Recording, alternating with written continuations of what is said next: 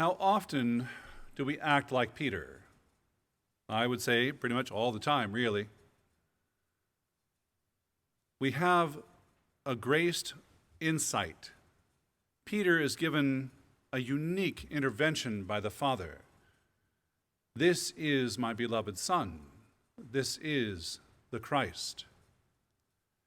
And he's overwhelmed. Occasionally, you and I have also had those moments of wisdom and insight in our lives. God has truly intervened. Sometimes it's so subtle, it's like, don't know how it happened, but wow, it was just awesome.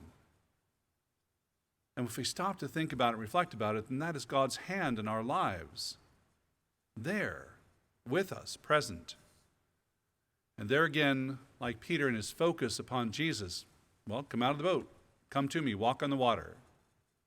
Keeping our attention focused on the Lord. And I don't mean being in church 24/7. That's not how one keeps their attention fixed on the Lord. Because trust me, on Sundays, okay, now I know this person has probably got a mislead on their phone and they're reading along because of a hearing impairment. I get that. But the kid's going da-da-da-da-da-da. We're not reading along, we're playing a game. So our attention's even distracted in the house of the Lord. And it's not just the kids, let's be honest. Keeping our attention focused is awfully tough. It is a choice that we make. A choice to be able to see God every moment of every day.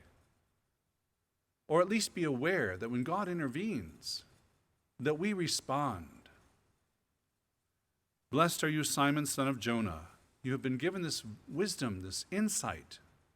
The Father has blessed you. And then all of a sudden, just like Peter, we jump back to our own agendas. Jesus puts the 4 points out there.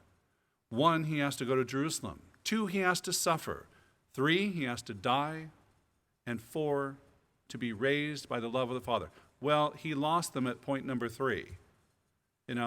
All of a sudden, Peter stopped. He didn't listen to the whole agenda. And he says, God forbid this should happen to you. In other words, Peter's agenda just jumped up and took his focus off of the Lord. It's like, this is not in my agenda, Lord, so this should not happen to you because it's going to happen to us too. I'm not going to get the cushy little job that I think I want. I'm not going to get what I want. Remember, they were asking, we gave up everything, what do we get in return?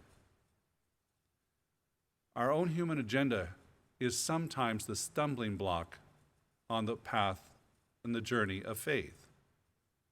Our own agenda trips us up.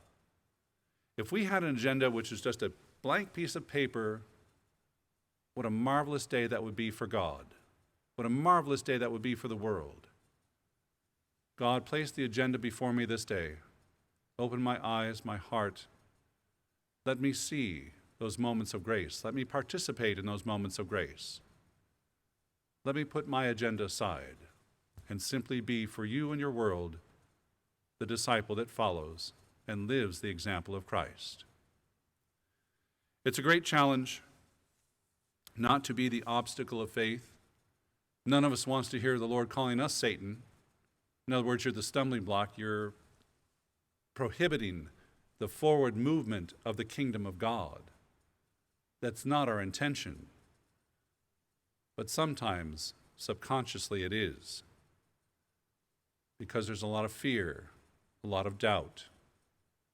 If God can see in us what we cannot see in ourselves at this moment in time, can we not trust God enough to be faith-filled and move forward, embrace those moments of grace, become Christ for others, and in that unique exchange, be graced and blessed by Christ once again?